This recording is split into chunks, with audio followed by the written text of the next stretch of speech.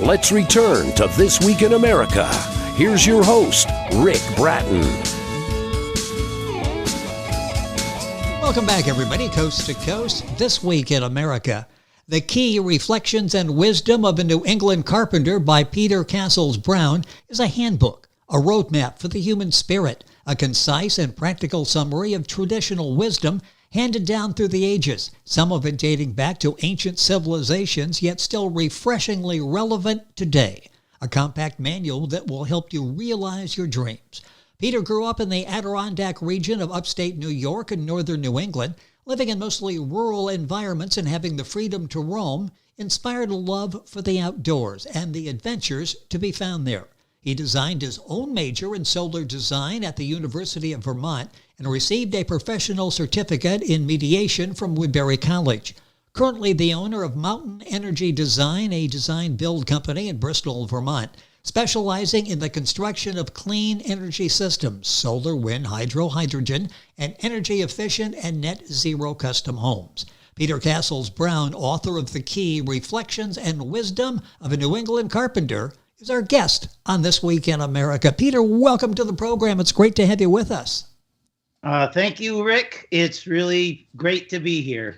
I am looking forward to this. I always like getting some wisdom, especially from somebody like you. I love the background that you've had and to continue out there and being a trailblazer. And we'll talk about that during the course of the program. But let's go back to the motivation, the inspiration for taking all these observations and thoughts over your life and putting them into the book, The Key. What was the inspiration in writing this?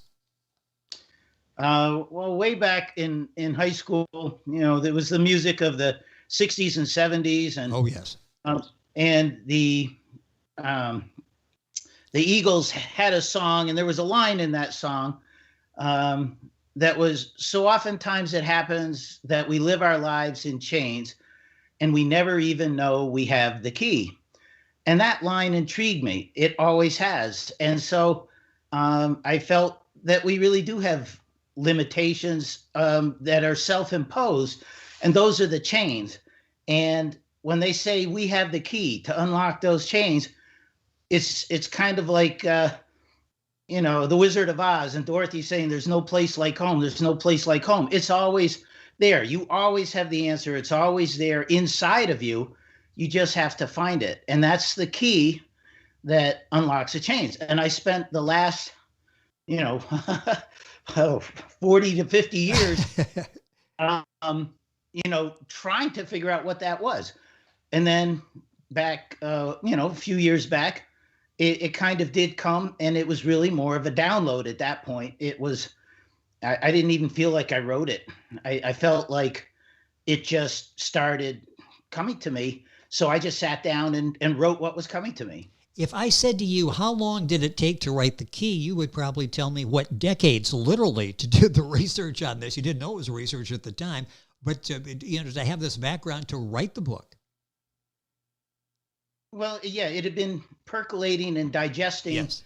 All those years, but the actual writing of it was really not long at all. It started in late February, and I was working full time.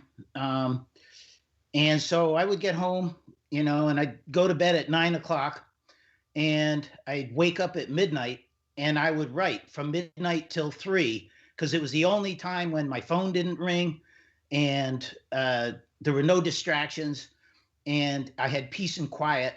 And so totally uninterrupted for 3 hours. Then I'd go back to sleep from 3 to 6, and I'd get up and go to work. And that took me about 3 weeks to write the book. So all of this storing in the back of your mind, and then you had a chance to release this, put it in book form, and the book receiving excellent reviews. They love the straightforward wisdom. It's not a whole bunch of psychological talk, and you can't understand that. It's all relatable, and you've done an excellent job in writing this. What is the key? If somebody said, okay, the title of the book is The Key, what is the key? Well, there's more than one. Yes. It turns out. But I think if I had to really boil it down into a nutshell, it is really about being present with the moment and with yourself, um, and owning all of it, even if you are not in a situation where you really want to own it. But it's in owning those moments that might be uncomfortable that empower you to create the moments that you really want. When people choose to be a victim or something, and it's not that, a lot of people have been through some horrendous experiences. Um, but even people in some of the worst experiences have found moments of grace and peace. Um, and when you can be grounded in those really, really difficult moments, it connects you to that inner energy and inner power that is the creative driving force of your life. And it gives you that connection and the energy and the tools to actually move in the direction that you want to. And if you can't sit with that moment, if you can't own it, then you're actually disempowering yourself, because that's really where that strength comes from. Just the vision and Yes. the strength and the energy to follow through on it. The book is The Key, Peter Cassels-Brown. That's Cassels-Brown, Brown. Book available at Amazon, the usual places. We'll have links on our website, thisweekinamerica.us. In the book, you talk a lot about adventures that you have gone through in decades of life that get you to the point of being able to explain to us the concept of the key, how to get more out of life. What kinds of adventures? Just a couple that come to mind that you write about in the book. Well, there are a couple that really do go right to the edge of life. Yes. Like being out on Lake Champlain in the middle of the night, on the night that it melted, and being miles offshore and realizing that the ice was melting and starting to move around us. It was a very, very warm spring night, and it was the night that the ice broke up. And so we realized that, we really needed to get back to shore, and we encountered quite a few stretches of open water on our way back that we had actually walked across.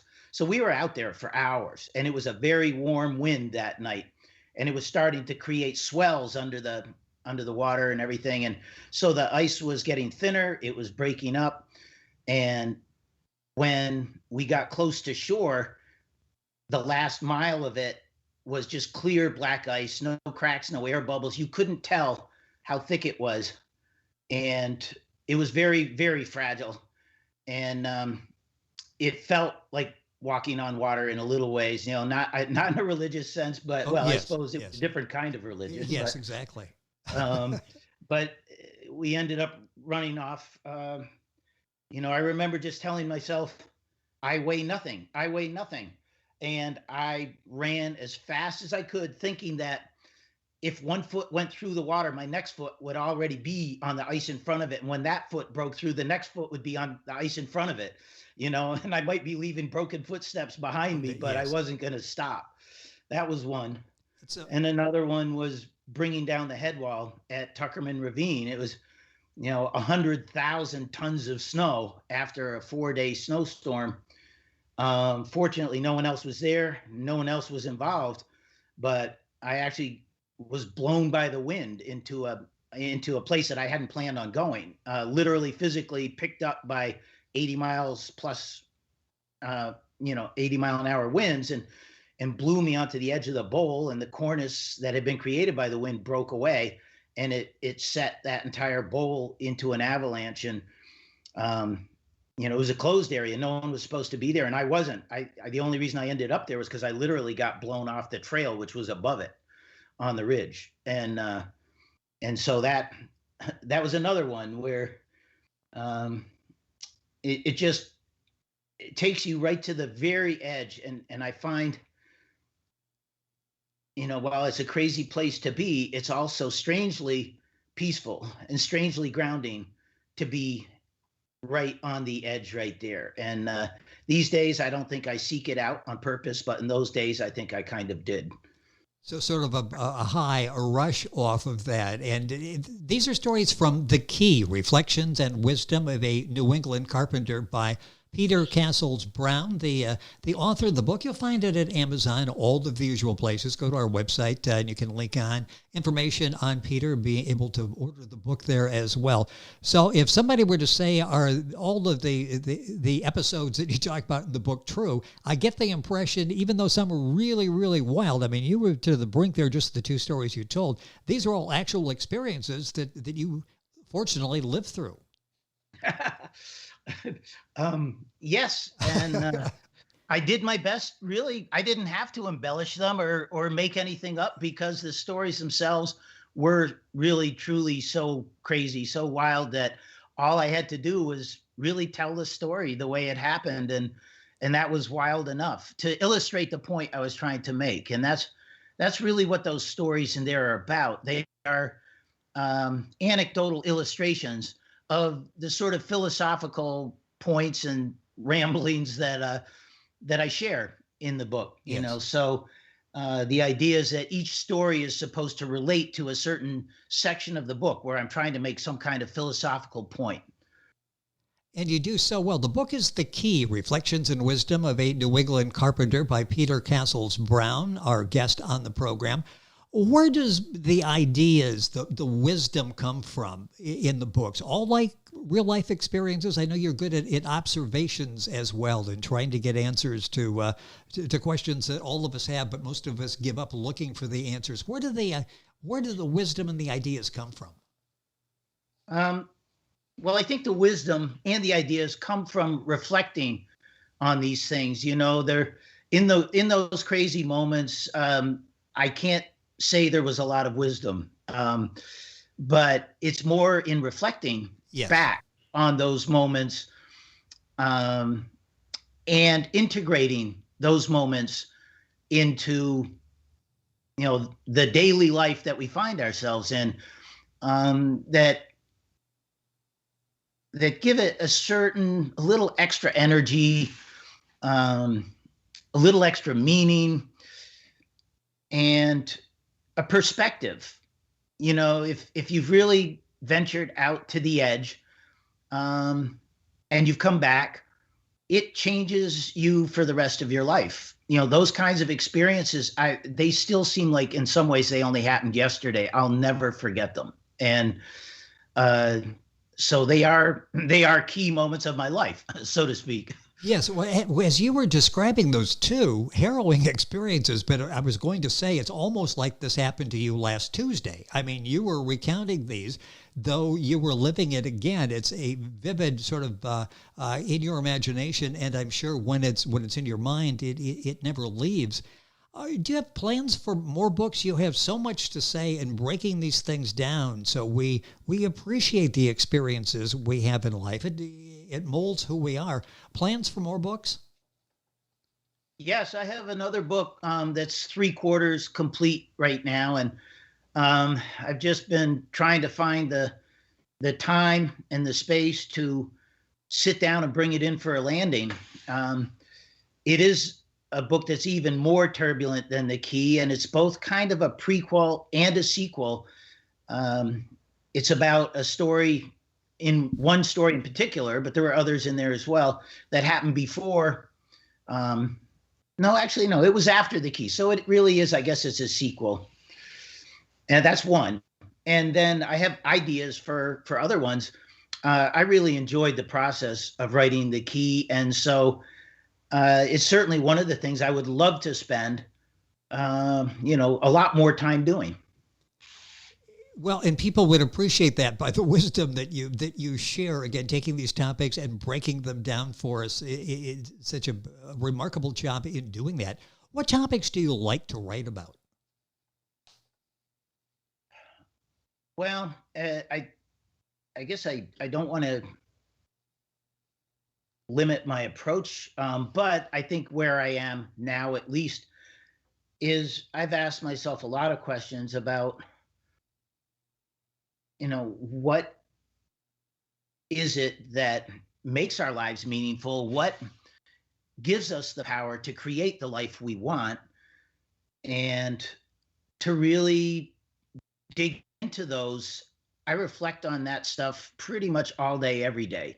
It's constant for me. So I guess it would make sense that I would be approaching that topic from, several different angles, but in a lot of ways it kind of, I try to avoid the concept of, or the pigeonhole of self-help books. I try to Yes. think more in terms of what gives us inspiration, what gives us meaning. I think those are, and purpose. Inspiration, meaning, and purpose are, I think, things that people really, really need, um, to be able to live a full life, an energized life, and a focused, meaningful life.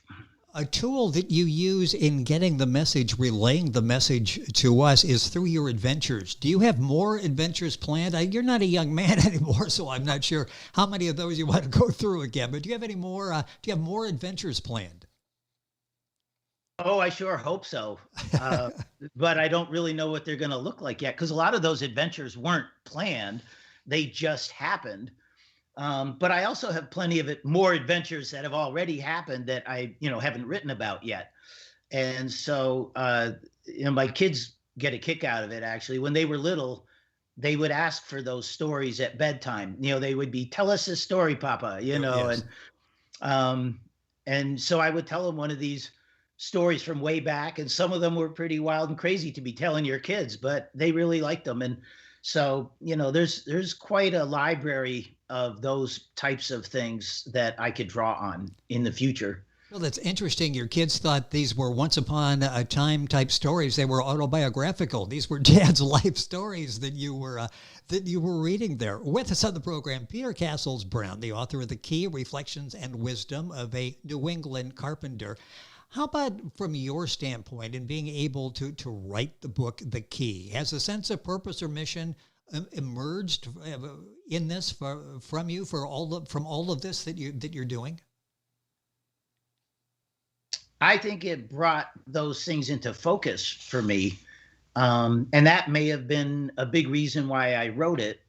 Was in some ways, it was my personal process, but I tried it not to be too personal. I didn't want to bore people with my own sort of inner self exploration, but to a large degree, I think that for me, I was verbalizing what I had been thinking about for decades. And so it kind of pulled it together into a framework. And my goal was to, the concept I had in mind was a pocket spirit book. So a little book that was about the human spirit that would literally fit in your pocket. That's what I wanted. Something really simple, something really small that you could take with you on a trip. You could put it in your backpack if you were going hiking. I wanted it to be portable. I wanted it to be simple. And so those, it did in that sense kind of pull things together into some kind of a framework instead of just kind of floating around in my brain. Yes, yes. What do you hope the takeaway is as people read The Key? What do you hope we get out of it? Well, I would say, judging from the way my life has changed since I wrote it, I've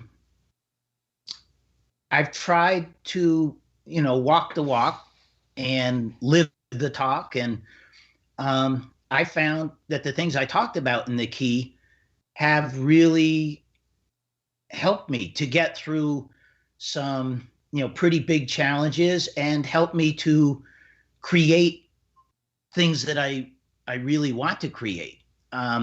So I think the role of one as a creator, so it's about being present in the moment. It's about ownership of everything, the good and the bad in your life, just owning your life and how that empowers you to create the life that you want.